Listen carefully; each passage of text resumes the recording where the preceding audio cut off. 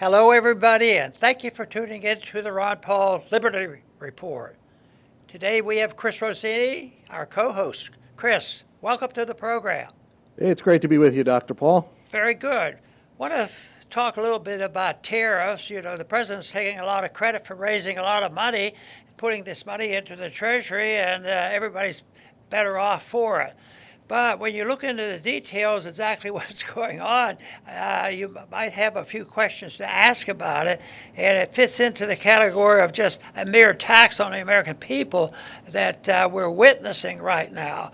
And this is something that is disturbing because it's different. I was under the impression at one time that the money when there was a tax on such and such country, that they paid the tariffs, and that's why they didn't like it. But no, that isn't the case. And evidently, what happens is the people in this country that imports the goods and services, they pay the tariff. So the companies in America pay the taxes, and individuals can pay the taxes. And it's always called a tariff, not a tax. But literally, what happens to the money when we collect it, because Trump is bragging about all this money we're putting in the bank, but the money's coming out of the pockets of our corporations. And I think this is a solution, to our problem. But what does the Treasury do with it? They can do anything they want with it. They can pay off debt or whatever. It's in the general revenue fund, and there are no strings attached to it. And this is something that I think is very disturbing. That it's a transfer. So therefore, you could rate the tariff as a tax on the American people, whether it's an American corporation or what, because the corporations, if they have to pay all these extra prices just to get their goods and services sent in, they have to pass it along or they'll go broke. Because unless they're extremely wealthy, they have to pass it on to the consumer. So all this noise is meaning that the American people are paying a tax. It's either going to add up on deficits, which then would be inflated in order to support it.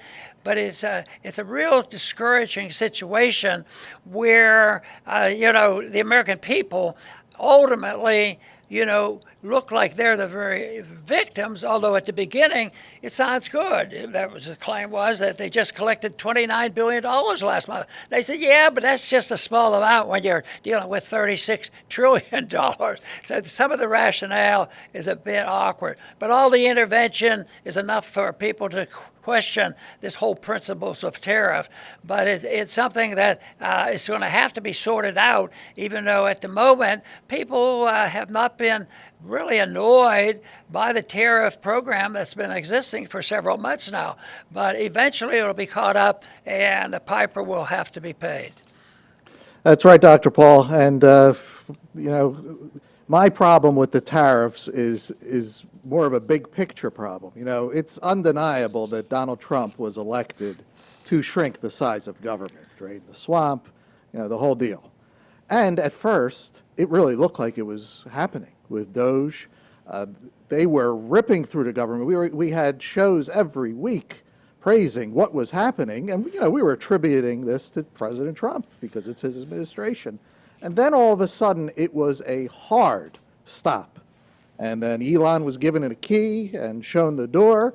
There was a big, beautiful bill, and we are heading in the other direction. Now government's expanding, racking up deficits, and Doge, as great as it was, it didn't even scratch the surface on what they could have done.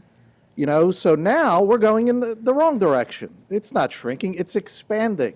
Debts, deficits, and Americans have another tax to pay, tariffs. On top of the million other taxes that we pay, we have tariffs. Now, if President Trump kept with the way it was going and shrinking the state, tariffs would be more palatable. We could swallow it, with and swallow our pride, even if you're against the tariffs. But it's not. It's not. He just added another tariff, and like you said, Dr. Paul, the Americans are paying it, and he's bragging about all the money that's coming in. Yeah, he's taking our tax money. That's nothing to brag about. That's not what we wanted. So wrong direction, and we're not fans of tariffs. But if he was going in the right direction, we could at least stomach a little bit.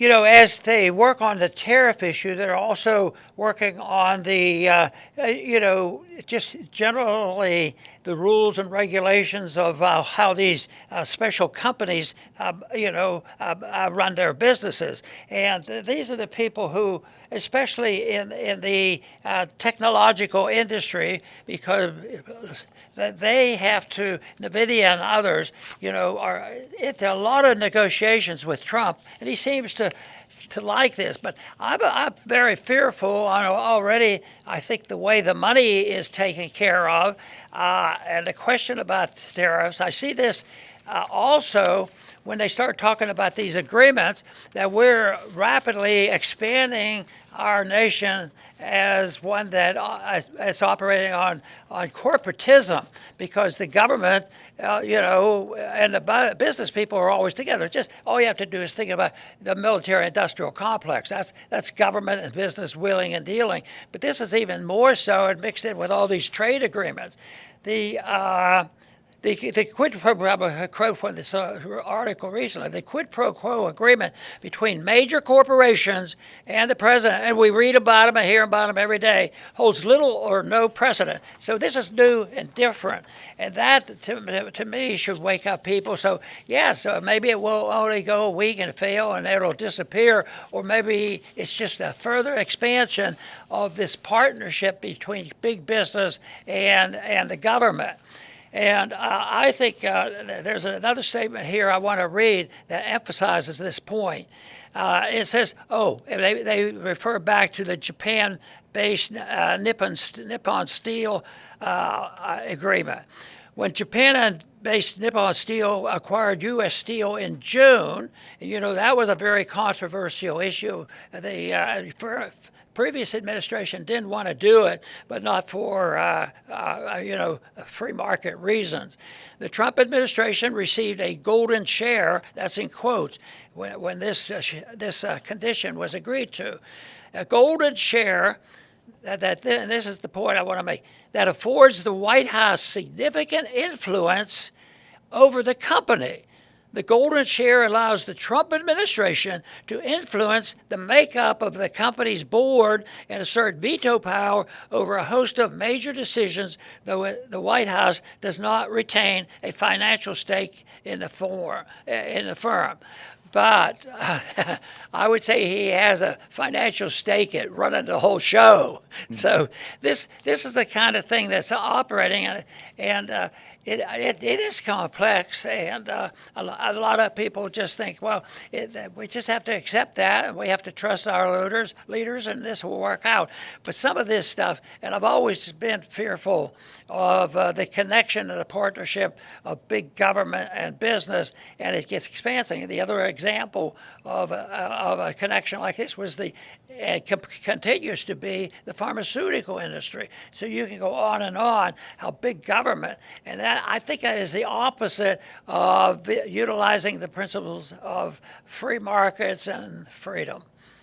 Yes, Dr. Paul, it is concerning because he's making individual deals with individual companies. I mean, saying you could sell this to China, but we get 15% of the revenues. I mean, this is like Soviet-style stuff, central planning, which we know turns into total disaster, because President Trump can't possibly know as much. As smart as everybody thinks he is, the world is extremely complex, and if you get the president involved with individual company decisions with other countries, you're just setting a bad precedent. And the problem with our system is precedent. The Democrats do something, and they say, well, the Republicans did it, so we can do it. And the Republicans do the same thing. Well, the Democrats did it, so we can do it. And they just keep adding and adding and adding to the pile. And both parties do it. They add, and then you have government so intertwined with every single decision. And so what President Trump does today, a future president, AOC or Newsom or Harris or whoever, We'll do the same. We want President Harris to make deals with individual companies on what they can sell and what the government takes in. I mean, what a bad thing to do.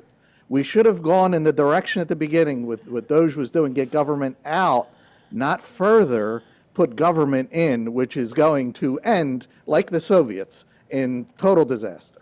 You know, in working out an agreement for AI chip makers and the trade that goes on, there was a promise that the United States would get 15% of the money collected for what is sold in China. And I don't understand all the details of this. Some of it might have a temporary benefit for us, and it might be they think that's the only thing they can do. But once again, it's the kind of stuff that I think essentially will expand. And for this 15%, Trump has promised to pass out licenses to do the trade. Once again, it's this big business and big government, and I think a lot of that goes on already, but it looks like this is an opportunity, for expanding this close relationship. And sometimes I think that if Donald Trump was in a different position, maybe that would be his role. But when you represent the U.S. government deciding on these contracts and all this money going on and tariffs and billions and billions of dollars, I agree. A lot of people like what he's doing, and I've liked some of the things he's doing. I like his exposure of the wasteful spending, but I don't think these kind of programs where there's wheeling and dealing between big business and big government is healthy for us. Excellent, Dr. Paul. I'll finish up my closing statement. How sad, we have to constantly criticize President Trump. I remember we were wishing him well at the beginning, and but we have to do what we have to do. And my last pet peeve with him, he's setting his own precedent for himself, is this whatever numbers that come out, and he doesn't like them, like with the the job numbers that came out. He just fired the BLS person, because he didn't like it. And I'm not saying that what they're doing was all their government, so we're not defending them. And he does the same thing with Fed Chair Powell. He doesn't like the interest rates, so he wants Powell fired too. Again, we don't think there should be a Federal Reserve, not defending Powell.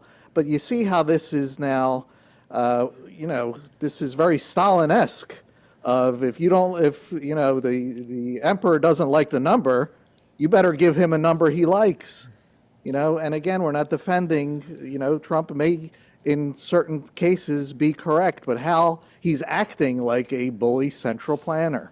And again, we have a precedent. The next president will do the same. I don't like that number, fire the person until they give me a number that I like. Hopefully this should be obvious to people that this is not the road that we want to go down, but we're going down it. So that's it for me today, Dr. Paul. Very, very good. I think now more and more Americans are getting to the point where they don't trust the government. And I think that's healthy, to tell you the truth. The more people that understand that our governments can't be trusted very often, we certainly had that experience in the COVID fiasco.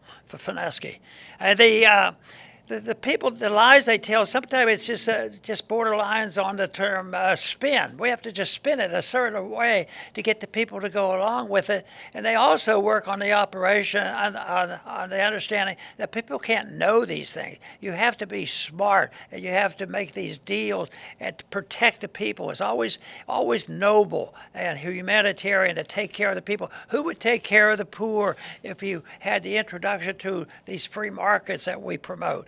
And it is very evident if you study history closely that the freer a society, the more prosperous it is. And so arguing the case for freedom and letting people make their own choices on trade. I try to simplify the trade, international trade, by saying, if a poor person in this country wants to buy tennis shoes, an American shoe is $100, but China's selling to you for $25, And if somebody wants to get them out of the competition and start messing around with the controls, with tariffs and this mischief, it's not a very good idea. The people ought to have the right to spend their money the way they want. It's their money. But that principle isn't guarded. It isn't understood very well, because the big spending comes where it's going into the hands of the military-industrial complex to fight endless, stupid wars that provides nothing for our country. And that is where the real problem is. And this is why we have deficits. This is why we have too much government. This is why we have an erosion of our personal liberties. And it's on and on. And it's that very simply, the people ought to tell the truth, and we ought to have an honest monetary system to prevent some of these economic problems we have. Because right now, the Congress and the administration, they're making no effort and no inroads to the deficit. And we can't claim that we're collecting more money from tariffs and also putting different things in the Federal Reserve that will protect the finances and protect us against dollar erosion. And all this stuff, and they think that's just to pacify the people, because the only thing that has to be done is spending has to be cut, and it's not going to happen until it'll be cut when the money doesn't buy anymore. And we'd like to prevent that catastrophe from happening, but we're rapidly moving in that direction, and there's a lot we can do about it. One is to seek the path to sound money and to seek the path of personal liberty. I want to thank everybody for tuning in today to the Liberty Report. Please come back soon.